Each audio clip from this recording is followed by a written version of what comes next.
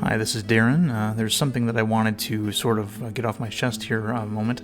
There's something that I'm noticing is taking place within the discussion over flat Earth and versus the globe Earth, and that is the use of a formula in many of the flat Earth videos. That formula being simply 8 inches per mile squared.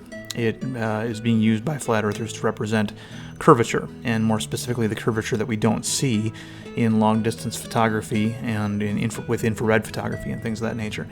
The response from the adherents to the globe model is that 8 inches per mile squared is not the correct formula. And they are correct. 8 inches per mile squared is not the correct formula. What that describes is a parabola. 8 inches per mile would be a slope. 8 inches per mile squared would be a parabola, but we're not using that to measure the entire globe. Flat earthers only use it to measure the first 1,000 miles because it's a perfectly fine measurement to use within the first 1,000 miles. One of the reasons why flat Earth is gaining so much credibility in the eyes of the general public is because flat earthers tend to break things down more simply and make it more easily understood. You're not going to win this argument with math, especially the more complicated the math is. So we take the first 1,000 miles and we say, look, approximately 8 inches per mile squared is what you're going to see in terms of curvature within the first 1,000 miles. And then we compare that to what's filmed.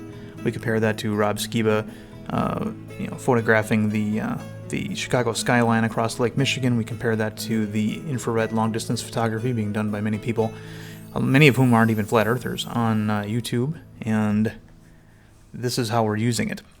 But in order to avoid talking about those videos and those things that we observe, the globe community simply goes after the math and declares that the formula we're using is not accurate.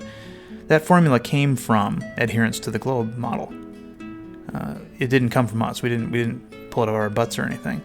That came from those guys, and we are using it correctly to demonstrate our point.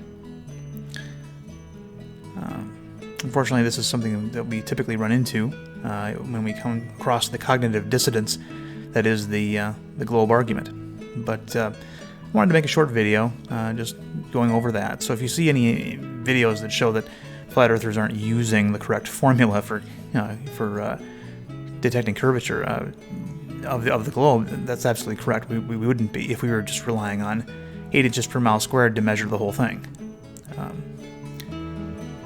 Okay, well, that's all I wanted to talk about today. I want you to have a good rest of your weekend. Bye-bye.